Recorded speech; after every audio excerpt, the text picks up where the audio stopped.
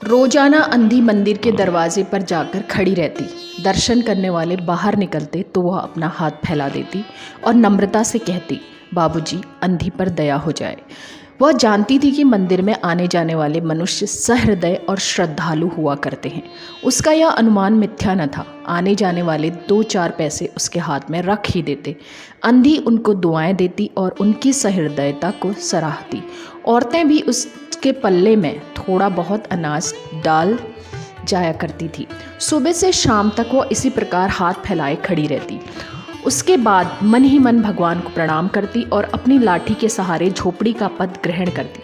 उसकी झोपड़ी नज़र से बाहर थी। रास्ते में भी प्रार्थना करती जाती, किंतु राहगीरों में अधिक संख्या सफ़ेद वस्त्र वालों की होती, जो पैसे देने के बनिस्बत झिड़कियाँ दिया करते थे। तब भी अंधी निराश न होती और उसकी याचना बराबर जारी रहती। झोपड़ी तक पहुँचते पहुँचते उसके 2-4 पैसे और हो जाते।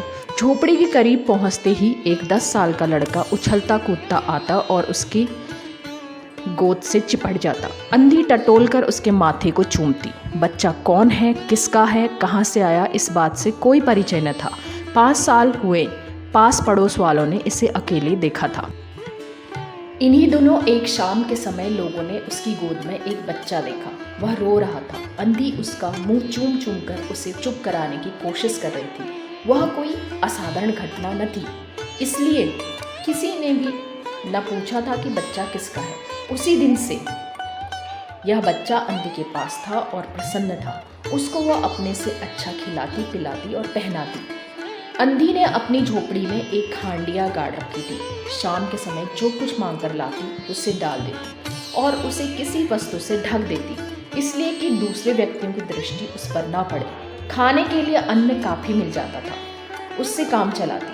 पहले बच्चे का पेट भरकर खिलाती, फिर स्वयं खाती। रात को बच्चे को अपनी छाती से लगाकर वहीं पड़ जाती। सुबह होते ही उसको खिला पिलाकर फिर मंदिर के दरवाजे पर जा खड़ी होती।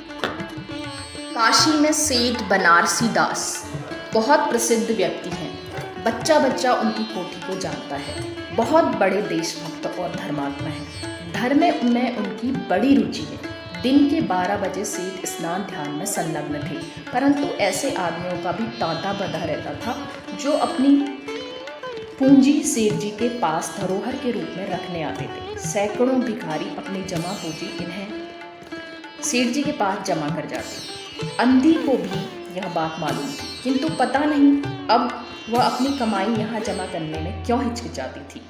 उसके पास काफ़ी रुपये जमा हो चुके थे। हांडी लगभग पूरी भर गई थी। उसका डर था कहीं कोई चुरा न ले। एक दिन शाम के समय अंधी ने वह हांडी उखाड़ी और अपने फटे हुए आंचल में छिपाकर सेठ जी की कोठी पर पहुंची। सेठ जी बही खाते के पृष्ठ उलट रहे थे। उन्होंने पूछा, क्या है बुढ़िया? अंधी ने हांडी उनके आगे सरका दी और डरते डरते कहा, सेठ जी, इसे अपने पास जमा कर लो। मैं अंधी अपाहिज कहाँ रखती फिरूंगी। सेठ जी ने हांडी की ओर देखकर कहा, इसमें क्या है? अंधी ने उत्तर दिया, भीख मांग मांग कर अपने बच्चे के लिए 2-4 पैसे इकट्ठे किए हैं। अपने पास रखने से डरती हूँ। कृपया इन्हें आप अपनी कोठी में रख लें। सेठ जी ने मुनीम की ओर इशारा करते हुए कहा, बही में जमा कर दो। फिर बुढ़िया से पूछा, तेरा नाम क्या है? अंधी ने अपना नाम बताया। मुनीम जी ने नकदी गिनकर उसके नाम से जमा कर ली और वो सेठ जी को आशीर्वाद देती हुई अपनी झोपड़ी की ओर चली गई। 2 वर्ष बहुत सुख के साथ बीते। इसके पश्चात एक दिन लड़के को ज्वर ने आ दबाया। अंधी ने दारू की, झाड़ फूक से भी काम लिया, टोने टोटके की परीक्षा की, परंतु सारी कोशिशें बेकार साबित हुई। लड़के की दशा दिनों दिन बुरी होती गई। अंधी का हृदय टूट गया। साहस ने जवाब दे दिया। निराश हो गई, परंतु फिर ध्यान आया कि शायद डॉक्टर के इलाज से फायदा हो जाए। इस विचार के आते ही वह गिरती पड़ती सेठ जी की कोठी पर आ पहुंची। सेठ जी वहां मौजूद थे। अंधी ने कहा, सेठ जी, मेरी जमा पूंजी में से 10-5 रुपये मुझे दे दिए जाएं तो बड़ी मेहरबानी होगी। मेरा बच्चा मर रहा है, डॉक्टरों को दिखाऊंगी। सेठ जी ने कठोर स्वर में कहा, कैसी जमा पूंजी, कैसे रुपये? मेरे पास किसी के रुपये जमा नहीं है। अंधी ने रोते हुए कहा, 2 वर्ष हुए मैं आपके पास धरोहर रख गई थी, दे दीजिए, बड़ी दया होगी। सेठ जी ने मुनीम की ओर रहस्यमयी नज़र से देखते हुए कहा, मुनीम जी, जरा देखना तो इसके नाम से कोई पूंजी जमा है क्या? तेरा नाम क्या है री? अंधी की जान में जान आई, आशा मदी।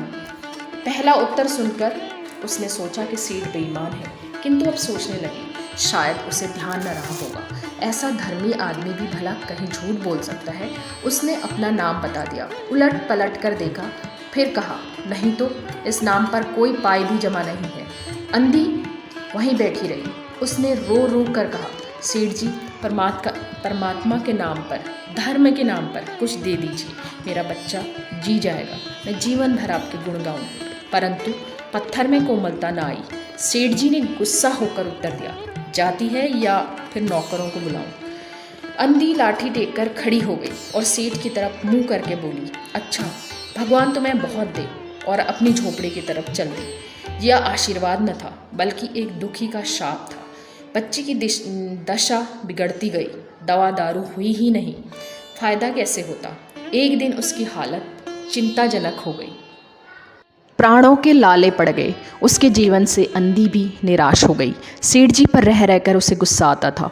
इतना धनी व्यक्ति 2-4 रुपये दे देता तो क्या चला जाता। और फिर मैं उससे कुछ दान नहीं मांग रही थी, अपने ही रुपये मांगने गई थी। सेठ जी से नफरत हो गई। बैठे बैठे उसको कुछ ध्यान आया। उसने बच्चे को अपनी गोद में उठा लिया और ठोकरें खाती गिरती पड़ती सेठ जी के पास पहुंची और उनके दरवाजे पर धरना देकर बैठ गई। बच्चे का शरीर जोर से भभक रहा था और अंधी का कलेजा भी। एक नौकर किसी काम से बाहर आया। अंधी को बैठा देखकर उसने सेठ जी को खबर दी। सेठ जी ने इजाज़त दी कि उसे भगा दो। नौकर ने अंधी के चले जाने को कहा, किंतु वह उस स्थान से न हिली। मारने का डर दिखाया पर वह टस से मस न हुई। उसने फिर अंदर जाकर कहा कि वह नहीं टलती। सेठ जी खुद बाहर गए, देखते ही पहचान गए। बच्चे को देखकर उन्हें बहुत अचंभा हुआ कि उसकी शक्ल सूरत उनकी मोहन से बहुत मिलती जुलती है। 7 वर्ष हुए तब मोहन किसी मेले में खो गया था। उसकी बहुत खोज की पर उसका कोई पता नहीं चला। उन्हें याद हुआ मोहन की जांघ पर एक लाल रंग का चिन्ह था। इस विचार के आते ही उन्होंने अंधी की गोद से बच्चे की जांघ देखी। चिन्ह अवश्य था परंतु पहले से कुछ बड़ा। उनको यकीन हो गया कि बच्चा उन्हीं का है। उन्होंने तुरंत उसको छीनकर अपने कलेजे से चिपका लिया। शरीर बुखार से तप रहा था। नौकर को डॉक्टर लाने के लिए भेजा और स्वयं मकान के अंदर चल दिए। अंधी खड़ी हो गई और चिल्लाने लगी, मेरे बच्चे को न ले जाओ, मेरे रुपए तो हजम कर गए, अब क्या मेरा बच्चा भी मुझसे छीनोगे?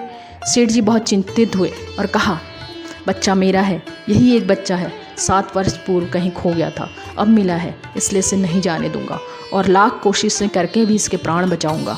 अंधी ने एक जोरदार ठहाका लगाया। तुम्हारा बच्चा है इसलिए लाख यत्न करके भी इसे बचाओगे? मेरा बच्चा होता तो मर जाने देते। क्यों? यह भी कोई न्याय है? इतने दिनों तक खून पसीना करके इसको पाला है, मैं उसको अपने हाथ से नहीं जाने दूंगी। सेठ जी की अजीब हालत थी, कुछ करते धरते बन नहीं पड़ता था। कुछ देर वहीं मौन खड़े रहे, फिर मकान के अंदर चले गए। अंधी कुछ समय तक खड़ी रोती रही, फिर वह भी अपनी झोपड़ी की ओर चल दी। दूसरे दिन प्रातः ईश्वर की कृपा हुई, यह दवा ने जादू का सा प्रभाव दिखावा। मोहन का बुखार उतर गया। होश आने पर उसकी आंखें खुली तो सर्वप्रथम शब्द उसकी जुबान से निकला, माँ। चारों ओर अजनबी शक्लें देखकर उसने अपने नेत्र फिर बंद कर दिए। उस समय से उसका ज्वर फिर ज़्यादा होना शुरू हो गया। माँ की रट लगी हुई थी। डॉक्टरों ने जवाब दे दिया। सेठ जी के हाथ पांव फूल गए। उन्हें चारों तरफ अंधेरा दिखाई पड़ने लगा। क्या करूं? अब एक ही बच्चा है, इतने दिनों बाद मिला भी तो मौत उसको अपने चंगुल में दबा रही है। इसे कैसे बचाऊं? अचानक उसको अंधी का ध्यान आया। पत्नी को बाहर भेजा कि देखो कहीं वह दरवाजे पर न बैठी हो, परंतु वो वहाँ नहीं थी। सेठ जी ने पिटन तैयार कराई और बस्ती से बाहर उसकी झोपड़ी पर गए। झोपड़ी बिना दरवाजे की थी। अंदर गए, देखा अंधी एक फटे पुराने टाट पर पड़ी और उसकी आंखों से अश्रुधारा बह रही थी। सेठ जी ने धीरे से उसे हिलाया। उसका शरीर भी अग्नि की तरह तप रहा था। सेठ जी ने कहा, बुढ़िया, तेरा बच्चा मर रहा है, डॉक्टर निराश हो गए हैं, रह रहकर वो तुझे पुकारता है, अब तू ही उसके प्राण बचा सकती है, चल और मेरे नहीं, अपने बच्चे की जान बचा ले। अंधी ने जवाब दिया, मरता है तो मरने दो, मैं भी मर रही हूँ, हम दोनों स्वर्ग लोक में ही फिर माँ बेटे की तरह मिल पाएंगे। इस लोक में सुख नहीं है, वह मेरा बच्चा सुख से रहेगा, मैं वहाँ उसकी ठीक तरह सेवा शुश्रूषा करूँगी।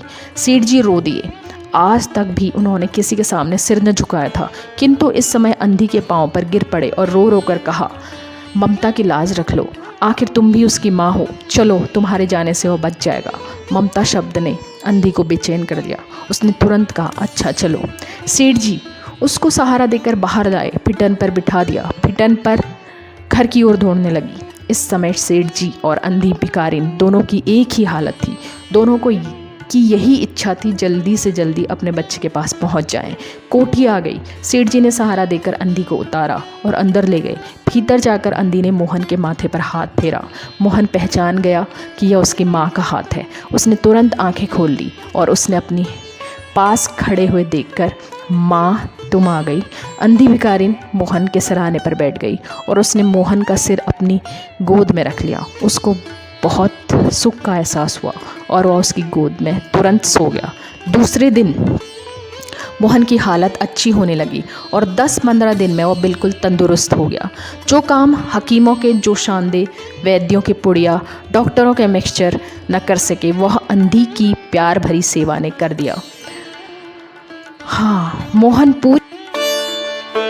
मोहन के पूरी तरह ठीक हो जाने पर अंधी ने विदा मांगी। सेठ जी ने बहुत कुछ कहा सुना कि उन्हीं के पास रह जाए, परंतु वह राजी न हुई। मजबूर होकर विदा करना पड़ा। जब वह चलने लगी तो सेठ जी ने रुपयों की थैली उसके हाथ में दे दी। अंधी ने मालूम किया, इसमें क्या है? सेठ जी ने कहा, इसमें तुम्हारी धरोहर है, तुम्हारे रुपये, मेरा वह अपराध। अंधी ने बात काट कर कहा, वह रुपये तो मैंने तुम्हारे मोहन के लिए ही इकट्ठे किए थे, उसी को दे देना। अंधी ने थैली वहीं छोड़ दी और लाठी टेकती हुई चल दी। बाहर निकलकर फिर उसने उस घर की ओर नेत्र उठाए। उसकी आंखों से आंसू बह रहे थे, किंतु वह एक भिखारिन होते हुए भी सेठ जी से महान थी। इस समय सेठ भिखारी था और वह देने वाली थी।